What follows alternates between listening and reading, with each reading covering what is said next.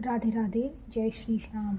आज हम बात करेंगे एकादशी व्रत हमें क्यों करना चाहिए। एकादशी जो व्रत होता है वो हर किसी को करना चाहिए, और कोई व्रत करो या ना करो, एकादशी व्रत आपको ज़रूर करना चाहिए। चाहे वो बुज़ुर्ग है, बच्चा है, महिला है, पुरुष है, हर किसी को एकादशी व्रत करना चाहिए।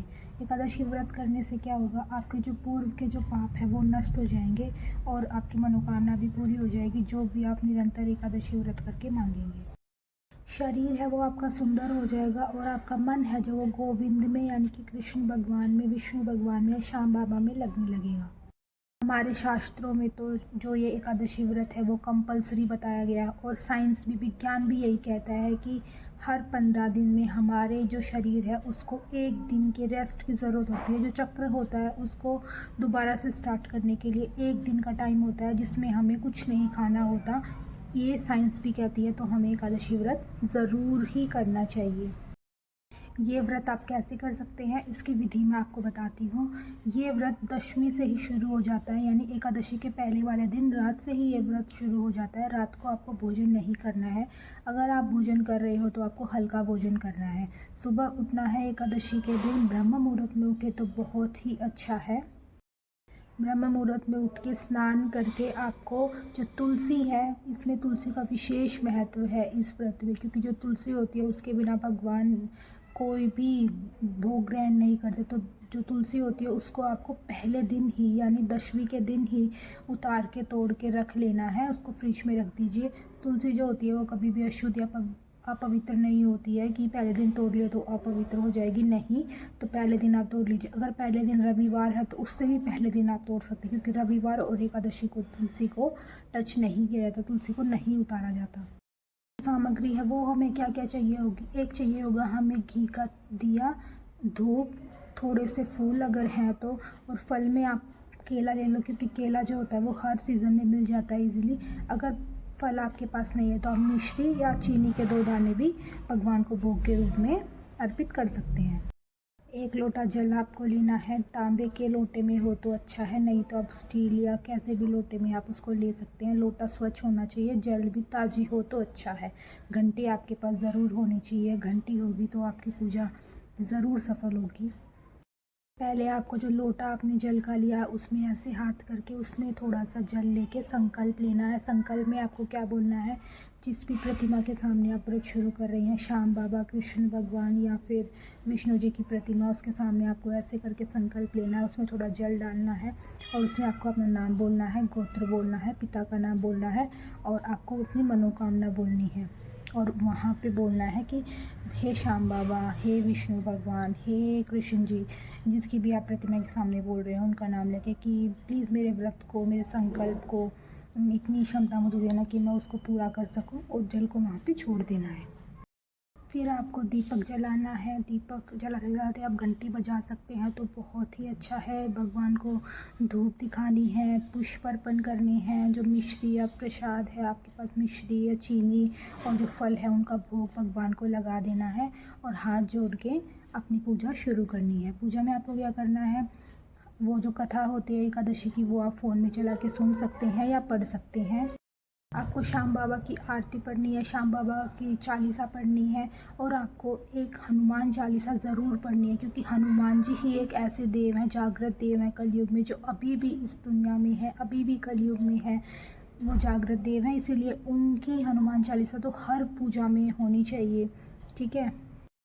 क्योंकि जो हनुमान जी होते हैं, आपने मंदिरों में भी देखा होगा, किसी भी देवी देवता का मंदिर है उसमें हनुमान जी ज़रूर होते हैं। तो हनुमान चालीसा आपको ज़रूर करनी है। घंटी बजाते बजाते कर सकते हैं तो बहुत अच्छा है, अगर आपको याद है तो। अगर आपको याद नहीं है तो आप अगर पढ़ रहे हैं देख के तो आप घंटी को रख सकते हैं, और हाँ, भगवान का स्मरण करके आप इसको पढ़ सकते हैं। जो कथा है वो आपको अपने हाथ में मिश्री या फिर चीनी के दाने लेकर ही पढ़नी है या सुननी है। उस कथा जब ख़त्म हो जाए, एकादशी माता की आरती भी उसी कथा के साथ होती है, वो भी जब पूर्ण हो जाए तो जो आपके पास मिश्री या चीनी के दाने हैं उनको जो जल पात्र है, लोटा है, उसमें डाल दीजिए, और वो जो जल होता है उसको आप सूर्यदेव भगवान को अर्पित कर दीजिएगा। पूरा दिन आपको अन्न बिल्कुल नहीं खाना है, रात को भी अन्न नहीं खाना है, ना कुट्टू की पूरियाँ, ना सिंगाड़े का आटा, कुछ भी नहीं खाना है, अन्न नहीं खाना है बिल्कुल भी। फलाहार आप कर सकते हो, चाय पी सकते हो, दूध से बने हुए पदार्थ आप ले सकते हो, नमक आपको बिल्कुल भी नहीं खाना है। किसी भी प्रकार का नशा आपको नहीं करना है और ब्रह्मचर्य का पालन आपको ज़रूर करना है। अगर रात को आप अच्छा है अगर ज़मीन पे धरती माता पे सो सकते हो तो बहुत अच्छा है। पूरा दिन आपको भजन कीर्तन सुनते रहना है। अगर भजन आपको याद है तो गाते रहना है। जो मंत्र होता है हरे कृष्णा मंत्र का आपको जाप करना है। नाम जाप आप कर सकते हो, आपको ये ज़रूर करना है। और एकादशी की जो रात्रि होती है उसको सोया नहीं जाता, जागरण किया जाता है। पर अगर आप असमर्थ हैं पूरी रात जगने में तो आप भगवान का नाम लेके थोड़ा नाम जाप करके सो सकते हैं। द्वादशी होती है उस पे जो हमें व्रत खोलना होता है उसमें हमें सुबह ब्रह्म मुहूर्त में ही उठना है। अगर नहीं उठ सकते तो आप पारण का समय ऑनलाइन चेक कर लीजिएगा किस किस समय हमें व्रत खोलना है, तो वो पारण का समय आ जाएगा। उस समय के अकॉर्डिंग आप उठ सकते हैं, स्नान कर सकते हैं और जो बना सकते हैं वो आप खीर चूरमा और खिचड़ी बना सकते हैं। या फिर अगर आप ये सब बनाने में असमर्थ हैं तो आप रोटी भी, सिंपल रोटी भी बना सकते हैं। थोड़ी मीठा ले लीजिए, बूरा ले लीजिए। एक आपको एक चीज़ ज़रूर लेनी है, जो उपला होता है जो गाय के गोबर या भैंस के गोबर का बनता है जिसको हम उपला बोलते हैं, वो आपको ज़रूर लेना है। उसको गर्म कर लीजिए, जब धुआं निकलना बंद हो जाए, वो रेड रेड हो जाए तो उसको ले लीजिएगा, पूजा के स्थान पर ले जाइएगा, धूप दीप से भगवान की आरती पूजा करिएगा। और जो उपला होता है उस पर आपको जो भी आपने भोग बनाया, प्रसाद बनाया है, वो उस पर डाल दीजिएगा। और जो तुलसी है वो ज़रूर होनी चाहिए, बिना तुलसी के भोग स्वीकार भगवान नहीं करेंगे। जो भोग है वो आप उपले पे डालेंगे, उस पर थोड़ा सा घी डालेंगे और जब उस पर वो थोड़ा जल उठेगा, थोड़ा सा उसमें से अलग से आपको जो आग है वो दिखेगी, अग्नि उसमें दिखेगी, तो आपको आंखें बंद कर लेनी है। इसका मतलब होता है भगवान जी ने आपको जो लगाया हुआ भोग है वो स्वीकार कर लेना है। शाम चालीसा आपको ज़रूर पढ़नी है, शाम आरती आपको करनी है, हनुमान चालीसा पढ़नी है, हनुमान आरती आपको ज़रूर ही करनी है। अगर आप आरती या चालीसा कर रही हैं और बीच में जो वो है उपला होता है वो जल उठता है तो आपको आंखें बंद ही रखनी है, आपको उठ के कहीं नहीं जाना है, वहीं बैठे रहना है। आरती आप कंटिन्यू रख सकते हो पर आंखें आपकी बंद होनी चाहिए। मेरे द्वारा जो बताए गए नियम है ये हर किसी को पालन करना चाहिए, जो बच्चा है उसको भी और जो बड़ा है वो भी।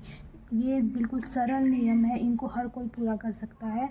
और श्याम बाबा से प्रे कीजिएगा कि भगवान जी मैंने अपना संकल्प पूरा किया, और जो मनोकामना है उनको फिर से याद दिला दीजिएगा कि मेरी ये मनोकामना है। इससे आपके जो पूर्व के पास जो पाप होते हैं वो तो नष्ट होते ही होते हैं। इस प्रकार आप एकादशी का व्रत ज़रूर करें। राधे राधे, जय श्री श्याम।